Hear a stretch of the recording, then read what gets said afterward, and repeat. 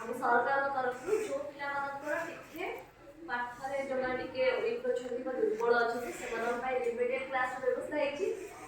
ତମ ସ୍କୁଲରେ ବି remedial class ଚାଲିଛି। ତ ଆଜି ଯେଉଁମାନେ ଅଛ ଆମର ଦୁଇ ପିଲା ଆଜି ରିମେଡିଆଲ କ୍ଲାସରେ ଆସିଛ, ତମର କିଛି ଅସୁବିଧା ରହିଛି କି କେଉଁ ଇଏରେ ବିଷୟରେ ଓଡ଼ିଆ ବିଷୟରେ କିଛି ଅସୁବିଧା ରହିଛି କି? କାହାର ଅସୁବିଧା ଯଦି ଅଛି ହାତ ଦେଖନ୍ତୁ।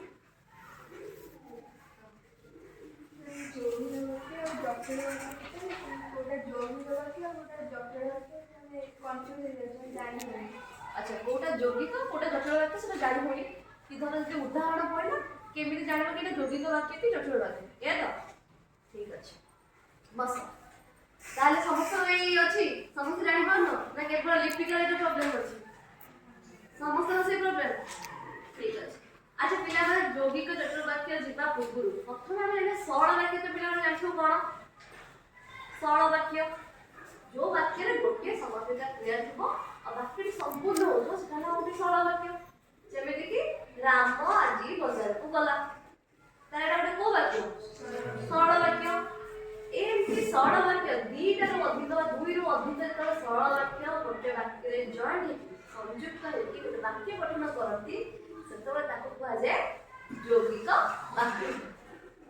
ओके ताले हम देखि देबा यौगिक वाक्य का हो करले ना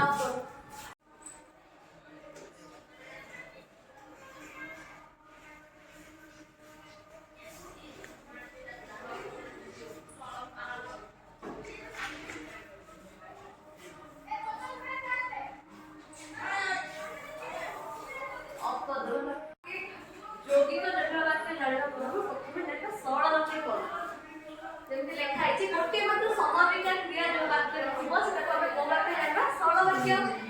फॉर एग्जांपल लिपिका को ताको घरे लोक भलो पाते लिपिका को ताको घरे भलो पाते ताले एला हमरे सरल वाक्य जोते गोटे समापिका क्रिया थाए। तबे जेतबे अधिक एक रो दुई रो अधिक सरल वाक्य गोटे वाक्य जोड़ी ही जाते हैं गोटे वाक्य हम तैयारी करबो पड़े तब हम कहते यौगिक वाक्य। यौगिक माने परस्पर निर्भरशील दुईटा प्रतिनिध सरल वाक्यर समाहार जोके गठित वाक्य को दो वाक्य कह जाए ना यौगिक वाक्य कह जाए। तीटा सरल वाक्य थिबो कि दीटा सरल वाक्य को जोड़ी के हम गोटे वाक्य यदि करबा को पड़े तब हम को वाक्य कहबा ना यौगिक वाक्य। केमिति देखना मनोज श्रेणी रे बसला ये गोटे वाक्य मनोज श्रेणी रे पाठ पढ़िला नहीं ये आ गोटे वाक्य ताले दीटा वाक्य को लगे कि जदि हम गोटे वाक्य करे ताले कोन होबो मनोज श्रेणी रे बसिला मात्र पाठ पढ़िला नहीं। वाक्य दीटा थिला हमें कोन कले ना केवल गोटे मात्र व्यवहार करी कि दीटा वाक्य को गोटे वाक्य करबले भी नहीं जेतबे दीटा सरल वाक्य को जोड़ी कि समाहार करबा निश्चित करके गोटे वाक्य तैयारी करबा सेतबे ताको कहबो यौगिक वाक्य।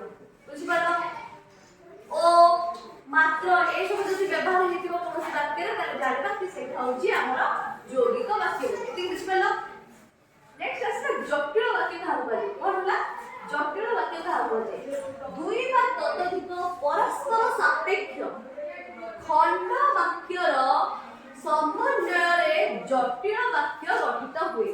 ताले हम कोन जानबा ना दीटा वाक्य थिबो जे परस्पर सापेक्ष बा परस्पर को अपेक्षा करे जो कंप्लीट होबा पाए पूर्ण होबा पाए अन्य अपेक्षा थिबे दीटा वाक्य जेतबे से दीटा वाक्य समन्वय करंती आ से वाक्य कोन ना पूर्ण वाक्य नो खंड वाक्य दीटा आधा आधा वाक्य मिसी के तळे ओटे वाक्य पूरा करंती सेतबे जानबा कि से होची जटिल वाक्य बोली।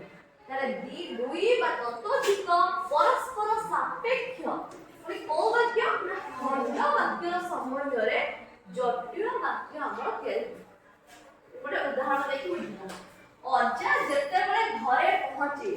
अच्छा जदि मु खाली लेखिबी अज्जा जेते बेले घरे पहुंचले किछि बुझा पडुची अज्जा जेते बेले घरे पहुंचले किछि बुझा पडुची अर्थ किछि बुझा होची कोनी लागु जे अज्जा घरे पहुंचला पर थोड़े हेइ जिवो लागु जे आबा अपेक्षा करते किछि कहिया पाई अधर मो कथरा अटकी गला होया सेते बेले घरे रचना नथिला ताले ये गोटे खंड वाक्य। जदि मु कहबी सेते बेले घरे रचना नथिला किछि बुझा पडुची केते बेले रचना नथिला ଯେତେବେଳେ ଘରେ କିଏ ପହଞ୍ଚିଲେ ନା ଅଜା ପହଞ୍ଚିଲେ। ଯେତେବେଳେ ପ୍ରାୟ ଟାଇମ୍ ଯେତେବେଳେ ସେତେବେଳେ ବାକ୍ୟର ବ୍ୟବହାର ହୁଏ ସେତେବେଳେ ଆମେ ଜାଣୁ ସେଟା ହଉଛି ଜଟିଳ ବାକ୍ୟ। ଦିଟା ଖଣ୍ଡ ବାକ୍ୟ ଦେଖ, ଅଜା ଯେତେବେଳେ ଘରେ ପହଞ୍ଚିଲେ ଏଇଟା କିଛି ପୂର୍ଣ୍ଣାଙ୍ଗ ଅର୍ଥ ପ୍ରକାଶ କରୁନି କି ସେତେବେଳେ ଘରେ ରଚନା ନଥିଲା ବି କୌଣସି ପୂର୍ଣ୍ଣାଙ୍ଗ ଅର୍ଥ ପ୍ରକାଶ କରୁନାହିଁ। କିନ୍ତୁ ଦିଟା ଖଣ୍ଡ ବାକ୍ୟ ଯେତେବେଳେ ମିଶି ଯାଉଛନ୍ତି ଗୋଟେ ପୂର୍ଣ୍ଣାଙ୍ଗ ଅର୍ଥ ପ୍ରକାଶ କରୁଛନ୍ତି। ସେଟା ହଉଛି ଅଜା ଯେତେବେଳେ ଘରେ ପହଞ୍ଚିଲେ ସେତେବେଳେ କିଏ ଘରେ ନଥିଲା? ରଚନା ଘରେ ନଥିଲା। ତାହେଲେ ଯେତେବେଳେ ସେତେବେଳେ ବାକ୍ୟର ବ୍ୟବହାର ହେଲେ ଆମେ ଜାଣିବା କୋଉ ବାକ୍ୟ ଅଛି? ଜଟିଳ ବାକ୍ୟ। ଆଉ ଯଦି ଦିଟା ଖଣ୍ଡ ବାକ୍ୟ ମିଶିକି ଗୋଟେ ପୂର୍ଣ୍ଣାଙ୍ଗ ଅର୍ଥ ପ୍ରକାଶ କରିବେ ତାହେଲେ ସେ କୋଉ ବାକ୍ୟ? ଜଟିଳ ବାକ୍ୟ। ସେମିତି ଆଉ ଗୋଟେ ଉଦାହରଣ ଦେଖିବା। ବାପା କେବେ ଆଶା କରି ନଥିଲେ ଯେ କମା ଦିଆଯାଇଛି ଏଠି। ଯଦି ମୁଁ କହିବି ଏତିକି ଖାଲି ଗୋଟେ ବାକ୍ୟ ଅଛି କିଛି ବୁଝା ପଡୁଛି କି ବାପା କେବେ ଆଶା କରି ନଥିଲେ ଯେ କିଛି ବୁଝା ପଡୁଛି ବାକ୍ୟରୁ? କଣ ଆଶା କରିନଥିଲେ ବାପା? ଜଣା ପଡୁଛି? ଜଣା ପଡୁନି ଯେ ସନାତନ ଶ୍ରେଣୀରେ ପ୍ରଥମ ହବ। ଦିଟା ଖଣ୍ଡ ବାକ୍ୟ ମିଶି ଗଲା ପରେ ଗୋଟେ ପୂର୍ଣ୍ଣାଙ୍ଗ ବାକ୍ୟ ତିଆରି କରୁଛି। ତାହେଲେ ଏଠି କଣ ଆସିଲା ନା ଯେ ସେ। ଓକେ, ଯେତେବେଳେ ଯେ ଆଉ ସେ ମଧ୍ୟ ବାକ୍ୟରେ ଆସିବ ତାହେଲେ ଜାଣିବା ଆମେ ସେ ଜଟିଳ ବାକ୍ୟ ଅଛି। ବୁଝିପାରିଲ? ଯେତେବେଳେ ଦିଟା ପୂର୍ଣ୍ଣାଙ୍ଗ ବା ସରଳ ବାକ୍ୟ ମିଶିକି ଗୋଟେ ବାକ୍ୟ ତିଆରି କରିବ ସେ ହେଲା ଯୌଗିକ ବାକ୍ୟ। ଯେତେବେଳେ ଦିଟା ଖଣ୍ଡ ବାକ୍ୟ ମିଶିକି ଗୋଟେ ବାକ୍ୟ ତିଆରି କରିବେ ସେ ହେଲା ଜଟିଳ ବାକ୍ୟ। ଏବେ ବୁଝା ପଡିଲା? ଏବେ ହବ? ବୁଝି ହେଲା? ଠିକ ଅଛି। ଏଇଟା ଦେଖ, ଯେମିତି ମା ଭଲ କରି ଶିଖାଇଲେ ମାତ୍ର କବିତା ରୋଷେଇ କରିପାରିଲା ନାହିଁ। ତାହେଲେ ଏଠି କଣ ଦିଟା ବାକ୍ୟ କଣ ହବ ନା ମା ଭଲ କରି ରୋଷେଇ ଶିଖାଇଲେ କିନ୍ତୁ କବିତା ରୋଷେଇ କରିପାରିଲା ନାହିଁ। ମାତ୍ର କିନ୍ତୁ ଯଦି ଗୋଟେ ବାକ୍ୟରେ ବ୍ୟବହାର କରାଯାଏ ଦିଟା ବାକ୍ୟକୁ ଯୋଡ଼ିବା ପାଇଁ ତାହେଲେ ସେଟା କୋଉ ବାକ୍ୟ ହବ ପିଲାମାନେ? ଯୌଗିକ ବାକ୍ୟ। ଭେରି